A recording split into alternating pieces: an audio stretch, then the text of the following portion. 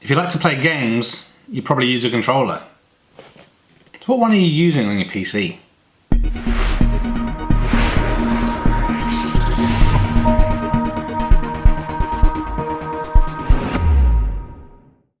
So in this video we're not talking about anything new, just new experience for me, I guess. So a long time ago I used to be a prolific online PC gamer, and as time goes on and I just have less time basically, I tended to switch more to console games because it's easier to pick up and play.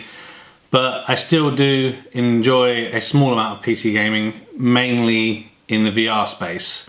I also like to play Elite Dangerous when I have time as well.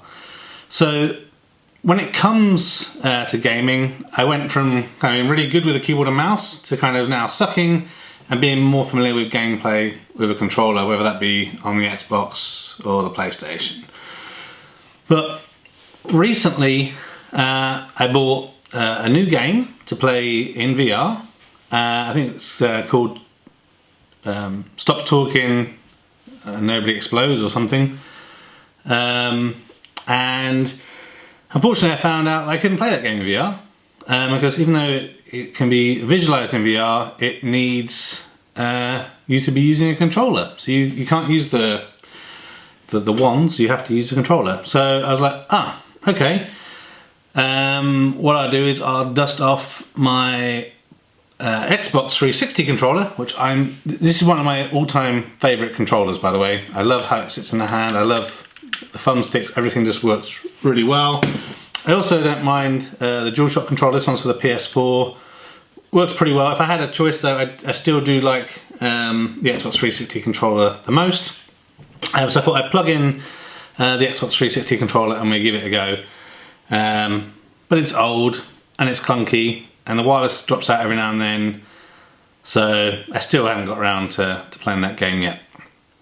Then last week, someone mentioned to me that Steam had some sales on when it came to their Steam controller.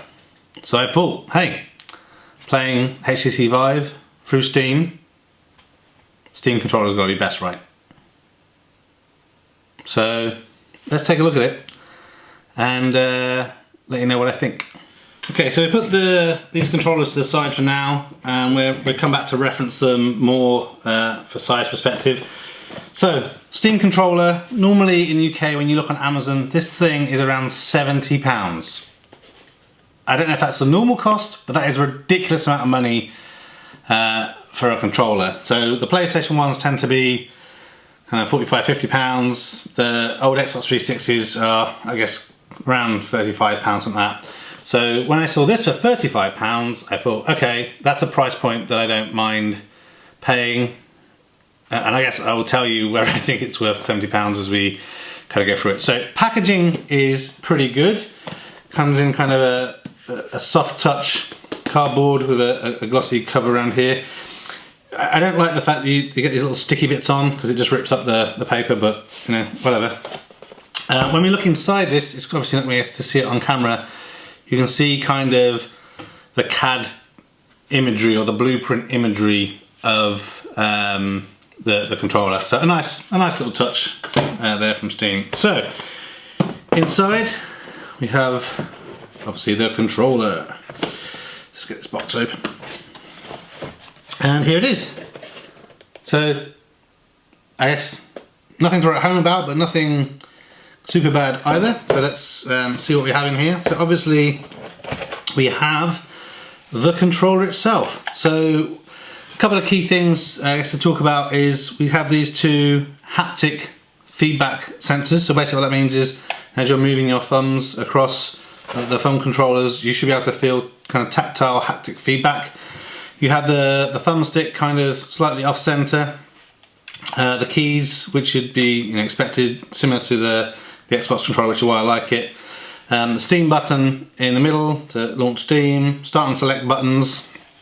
A couple of trigger pads here, trigger pads on top, and a couple of touch bottoms at the bottoms. That kind of reminds me a little bit of the PS Vita, but obviously they're real buttons as opposed to touch sensitive ones. So underneath is a little switch that you flick open where you can put your batteries in. So it does come with 2 batteries in here. They're not rechargeable, which kind of seems a bit crazy. I don't know if you can charge it. You know, maybe we can if we put rechargeable batteries in there. Perhaps I'll look that up. It is battery powered. Also, you've got a micro USB at the top there. So if you're a fan of running things cabled, then you can do that. So let's take a little look at what else we have in the box. Okay, so as mentioned, we have got a couple of Duracell batteries. Good. We have the little USB dongle for the wireless connectivity. Open this whole thing up. We have the quick start guide. We have the product guide. And in here, which is a little bit strange and difficult to get out, is what looks like a USB dock thing of some sort. It's got a standard USB slot on the top here and then a micro USB at the front. So I'm guessing this is so you can have this plugged in to the back of the machine somewhere, have it sat on your desk so you can easily kind of plug in and out. So that's a nice touch. And I would assume this part of the box is pretty crap, to be honest with you. Trying to get this out, it doesn't really kind of feel like it pulls out nicely. You kind of feel like you're forcing it. The whole thing comes out. And then you have the USB cable to connect for charging. So I guess if we're using this little dock thing as I expect, it's a shame there isn't a cable that comes with that, but you can't have it all. I think you'd want to have it all if you just paid £70 for it. So if we look at the quick controller guide, see if there's anything in here. So yes, tells you how to put the batteries in, tells you to put the wireless dongle in. It does say that you can either put the wireless dongle directly in or... Oh, okay. So it is using this cable, sorry, to connect in so that you can connect the wireless dongle up on the outside. So, my bad. So, how does it kind of feel and compare weight-wise and kind of quality-wise? I think, I don't know why there's this, I guess, non-textured plastic here. It feels, I mean, it's already getting fingerprint marks all over it. It feels like it, I don't know. I just don't know why they've gone for that. It kind of, it's going to get dirty and filthy and it doesn't really help the feel. The buttons, they click well. It feels good. So I think you definitely know you're making contact with the buttons. I think it feels a little bit cheap. Let me just compare. Yeah, so the DualShock, for example, much softer buttons.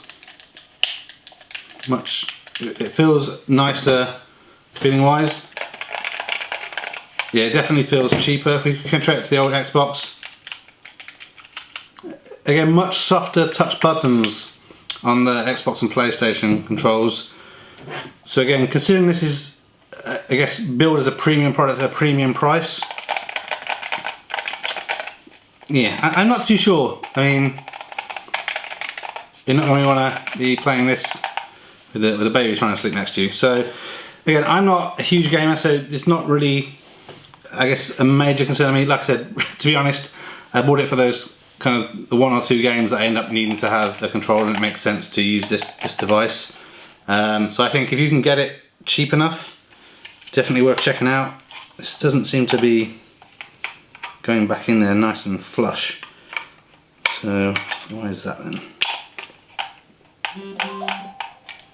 Okay, I guess this is part of, it forms part of the button system, hence it's not fitting flush in there. Interesting. Okay, so yeah, there you go.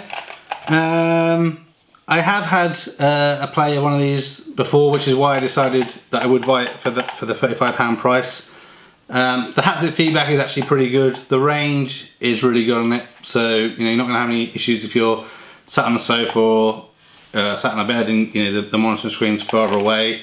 The thing that is, I think, best about it is, well, I guess two things. One is obviously it's designed to work with Steam, so no messing around with odd drivers and everything, so it just works. But there's all sorts of button configurations, so pretty much any game that's a popular one that you can think of, someone already has button mappings and things. So basically what that means to you is if you want to be able to press certain buttons or a combination of buttons to have a certain function be conducted, you can do that. You haven't got to do it from scratch. Of course you can do it from scratch if you like pain, but you're going to find someone else that's already done that button configuration for you. So I think if you can get this for around £30 and you like to play a lot of PC games and you like to use a controller and you don't have an Xbox controller that you're using, for example, definitely worth considering it. I don't think it's worth the £70 though. I think if you're going to have to pay full whack for it and it's going to cost you £70, then you're better off buying a cabled Xbox controller, or paying a little bit extra, get the wireless dongle and use it. And to top that off, typically you can get the rechargeable battery packs as well for these, so you don't have to worry about changing batteries everything all the time. So yeah, worth it for 35, for 70, it's just not premium enough for the price. So there we go. If anything changes, if my actual usage of this, my mileage varies, I'll let you guys know. We'll definitely do some coverage of that game that I mentioned, and you'll see this, I guess, in action. We can give some a little bit of feedback about that probably at the time. But yeah, that's it for now. If I just line these up so you can see kind of size-wise, it's bigger than the Xbox controller.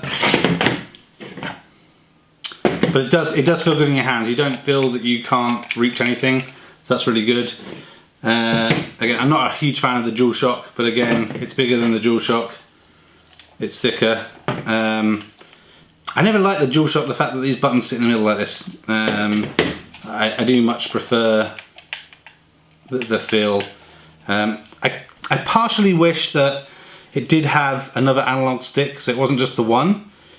But again, I think that's just used to playing console games for so long, so used to having dual analog sticks as opposed to the one. But in reality, it doesn't make too much difference. You've still got the touch sensitive D-pads with the haptic feedback, so it's a pretty good compromise. So I hope that helps. If you've got one of these and you've been using it for a while and you think it trumps this stuff and it's worth the money and everything, definitely leave feedback. I'm interested from you guys that have been using them longer, and share that information with the other people. So they can make more informed purchasing decisions. That's it. Thanks for watching this video. A thumbs up would be really appreciated. If you're interested in other geek type videos, please consider subscribing to Spectrum Geeks. Why not also follow us on Facebook, Instagram and Twitter. And before you leave, why don't you check out one of these other videos that may be of interest. Thanks again for watching.